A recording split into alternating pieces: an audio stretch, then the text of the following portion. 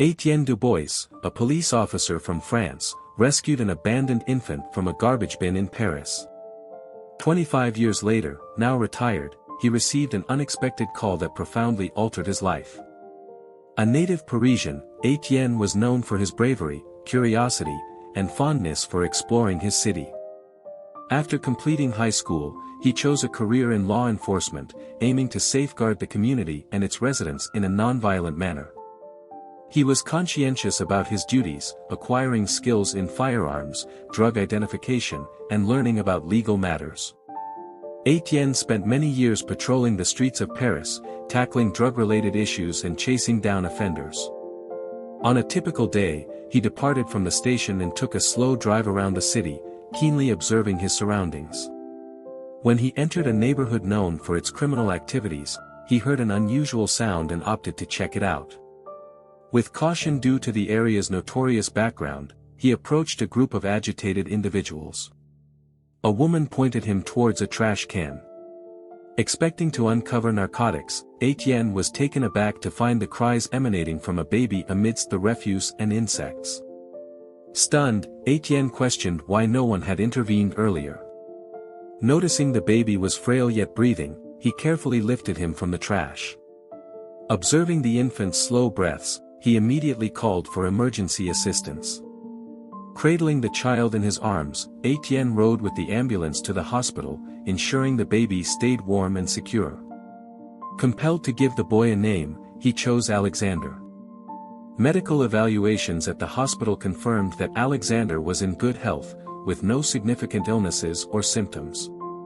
Étienne visited him daily, forming a bond. However, when Elizabeth and Pierre Dubois adopted him, Étienne had to part ways, though they retained the name Alexander and nurtured him with love and care. Although aware of his origins of being abandoned and adopted, Alexander felt neither anger nor trauma. Yet, he often pondered the reasons behind his abandonment, imagining various scenarios but remaining forever curious. To provide solace, Elizabeth and Pierre reached out to Étienne, who was now serving as a forest ranger in Paris. With assistance from Captain Phillips, they managed to get in touch with Étienne, who had also been thinking about Alexander. They arranged to meet at Étienne's apartment, which was conveniently located near a park in Paris. Upon their reunion, Étienne was emotionally touched to see Alexander healthy and well. He shared that, having no children of his own, he had felt a paternal connection when he rescued Alexander. In that moment, he experienced the protective instincts typical of a father. Grateful, Alexander expressed his thanks to Étienne and inquired about his biological mother. Étienne revealed that he had attempted to investigate further but was halted by Captain Phillips, leading to his disillusionment and subsequent resignation from the police force.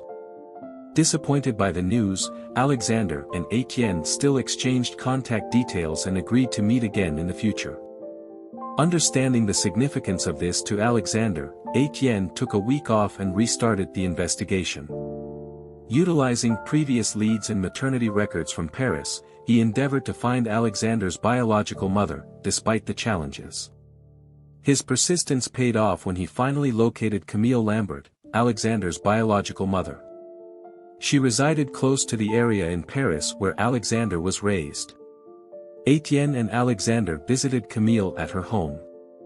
She acknowledged having lived in Paris 16 years earlier but expressed a desire to forget that time in her life.